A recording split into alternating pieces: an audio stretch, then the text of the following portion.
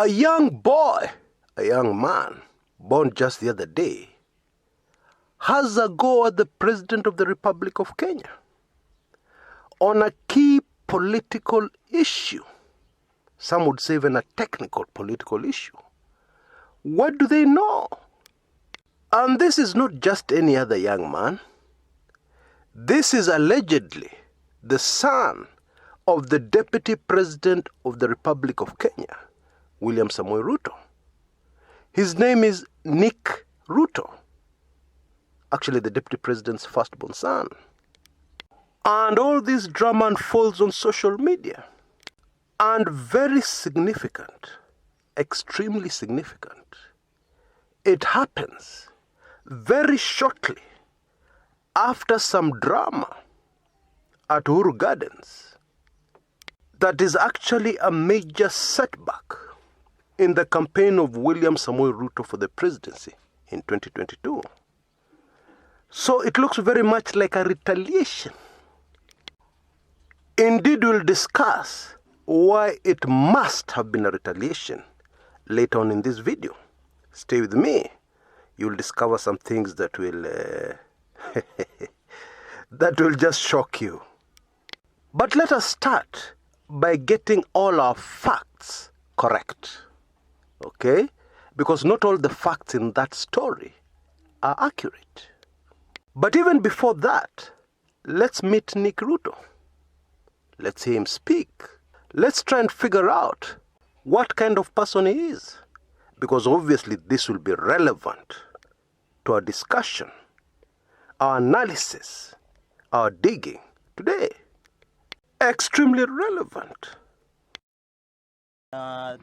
Tunaona hii ni kitu mzuri kwa vijana.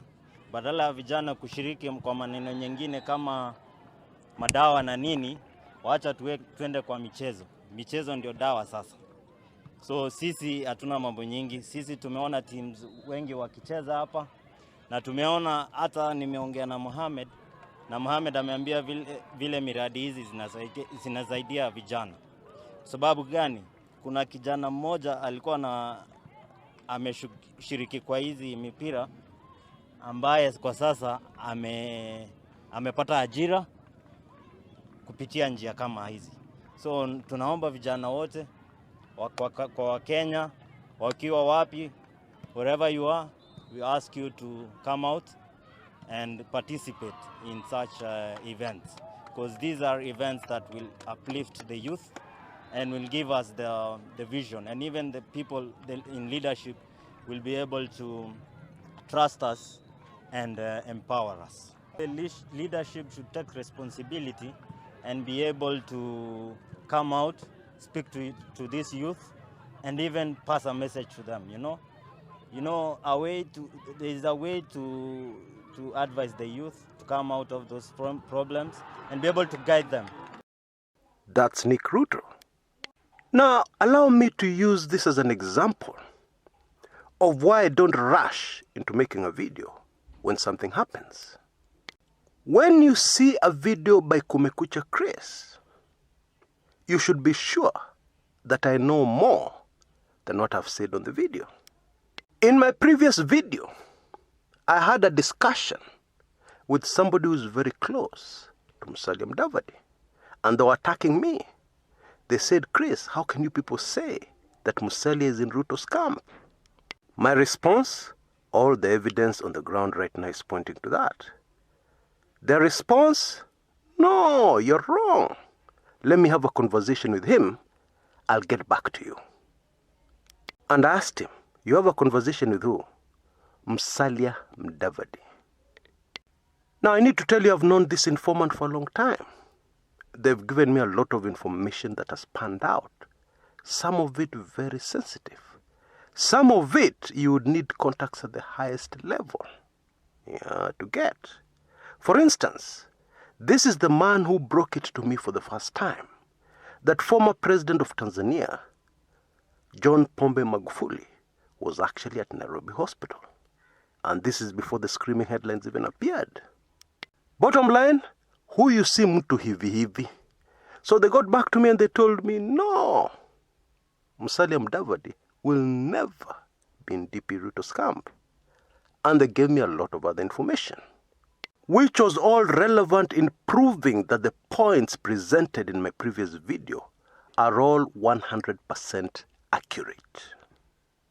And so don't fire too many barbs at me if I don't move as fast as you'd like. Yeah, I understand. I know sometimes when some news is very hot, you want an analysis. Now, in this particular Nick Ruto story, everybody was made to believe that it was indeed Nick Ruto who spoke very rudely online to the president.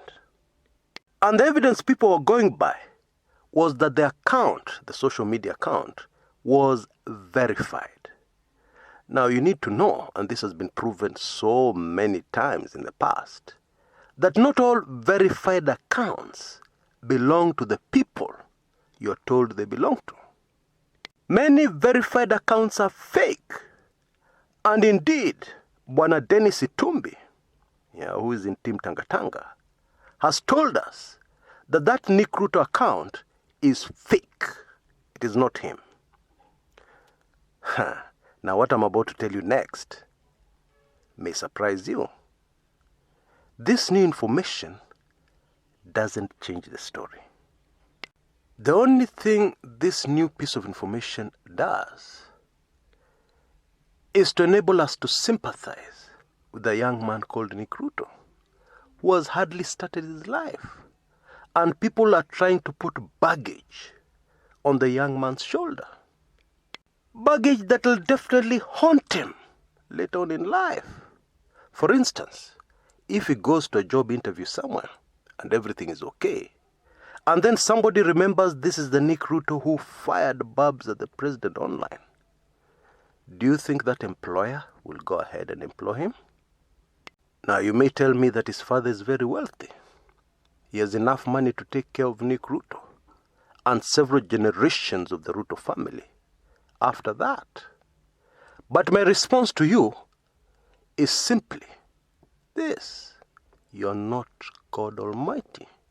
You don't know what is going to happen tomorrow.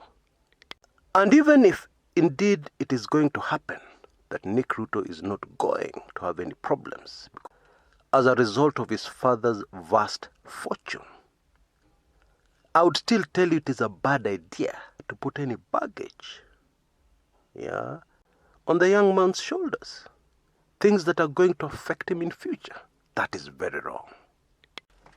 Now, the reason why this particular piece of information does not change anything is very simple.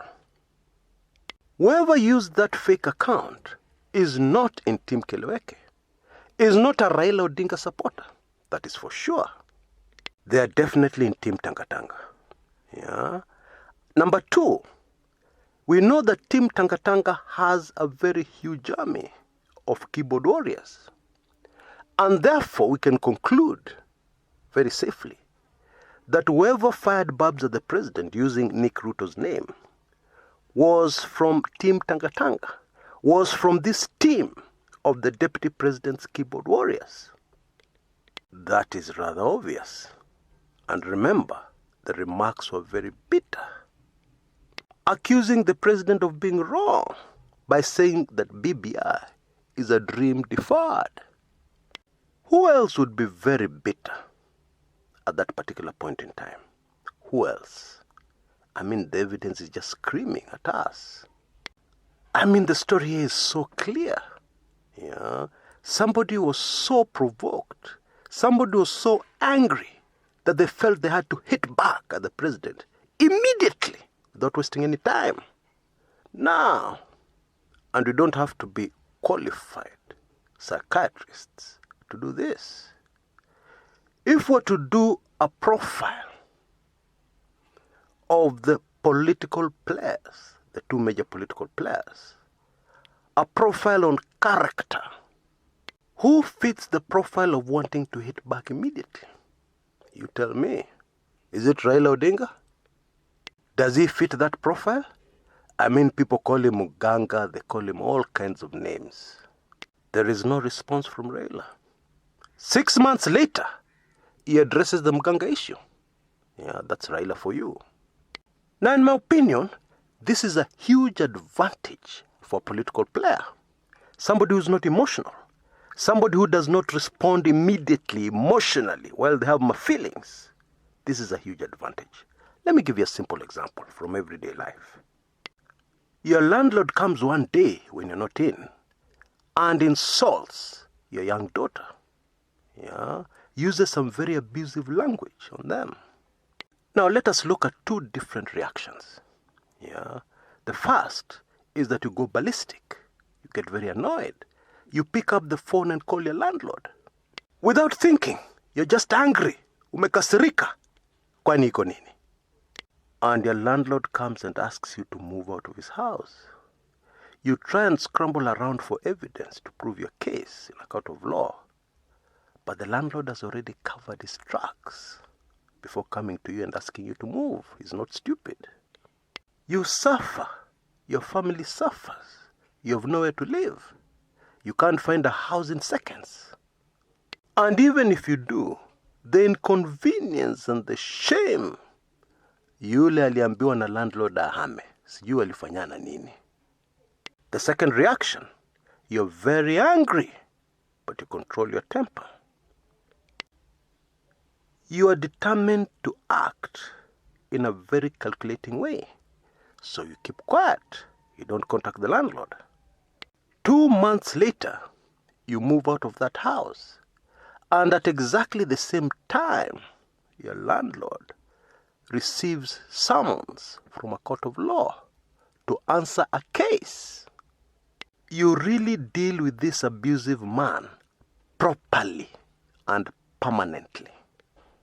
Now in politics, the repercussions of being hasty and having a temper that is the stuff of legend can be devastating to you. Because you'll end up sanctioning or at the very least encouraging people to take action that is going to be harmful to you in the long term.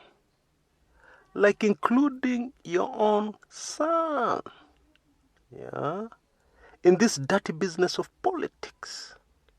It is a fake account, of course, and later you'll come out and say fake account. But which Kenyans are going to remember it was a fake account? 10 years from now, 5 years from now, 30 years from now. Who's going to remember it was a fake account?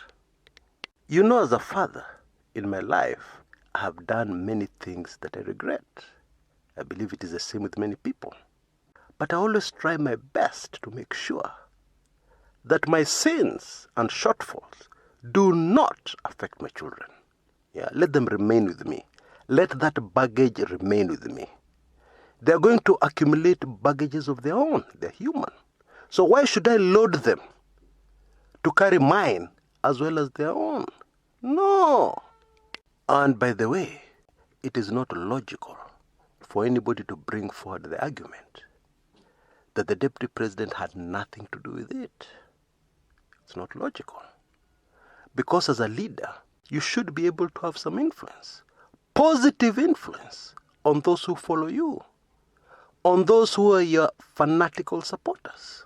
Because it is very obvious that whoever it was who fired Babs at the president, pretending to be Nick Ruto, they knew in their heart that the deputy president would be pleased, especially if he didn't sanction it. Now, according to me, this issue has got some very worrying concerns for anybody who loves the country called Kenya. Because for starters, it tells us that there's a possibility that somebody with this kind of character will be elected president of Kenya. Somebody who responds emotionally and immediately will be our president, could be our president. And one huge fact from that attack that Kenyans should have noticed immediately is the fact that it was not factual. No, it wasn't. Because it said a majority of Kenyans rejected the BBI. Now, how do you qualify such a statement? How many county assemblies in the Republic of Kenya okayed the BBI? Virtually all. I think only 2 rejected the BBI. one in the home ground of the deputy president. How many people signed the BBI? And even if you don't want to believe in the signatures, what do you think would have happened if you went to Kasarani on the 10th of December 2021 and you asked the people gathered there, are you against the BBI or are you for the BBI? What kind of response would you have gotten? And therefore, that statement that it was rejected by a vast majority of Kenyans is fake, false, not true. The BBI was rejected by the courts of law in Kenya, 2 of them so far, on legal grounds. The courts are not the people of Kenya. Anyway, the biggest take home here by far was that what happened at Uhuru Gardens, when we were told how Uhuru Gardens, this historical place, was already grabbed, and how we were told that the same people who grabbed it had already grabbed the Western Hotel grounds, where the hotel was built. Clearly that revelation was devastating to the deputy president. That is very clear. And it is very clear from the way he responded and from the way his foot soldiers responded. We can tell what the deputy president's thinking is. And it is the following. Why are you calling me a land grabber? And yet Raila has grabbed land in the past. Kalonzo Musyoka has grabbed land in the past. Jomo Kenyatta, the father of Uhuru Kenyatta, grabbed large tracts of land in the past. So, kwa nini mnanionea? Why bring out my case?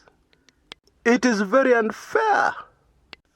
Now, there's one very important factor that the deputy president and his camp have decided to ignore, or they are completely unaware of. When you come to us, the people of Kenya, and you tell us you want to be our president, your business, past, present, and future, is our business. You know, somebody shot a comment on this channel the other day. Concentrate on campaigning for your man Raila, they said, and leave the deputy president alone. Now, we can't leave the deputy president alone. How? Doesn't he want to be our president? I mean, watch my feelings. Let's just use logic. The fact that opinion polls tell us, all of them, that the deputy president is in the lead, is the most popular presidential candidate, by far, 48% plus. That makes us very concerned, in fact, more concerned about the deputy president's land grabbing than the land grabbing of Kalonzo Musyoka, allegedly, or the land grabbing of Raila Odinga, allegedly.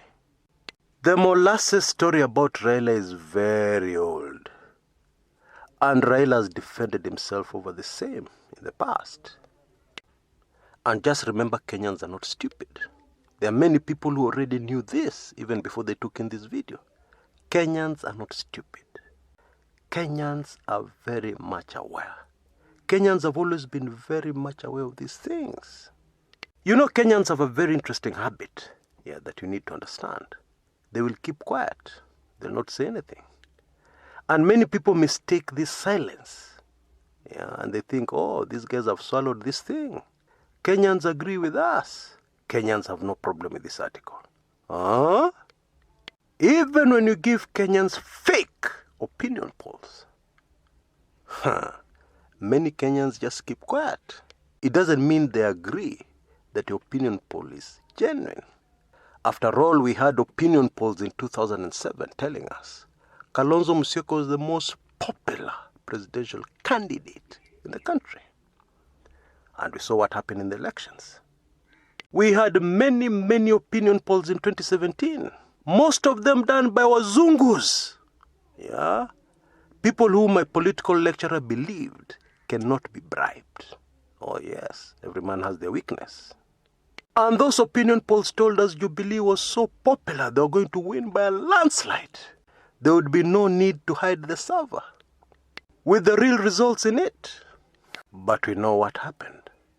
Indeed, maybe a better response from the deputy president's camp after the drama of the Uhuru Gardens on December 10th would have been to release a quick opinion poll, showing deputy president leading by 70%.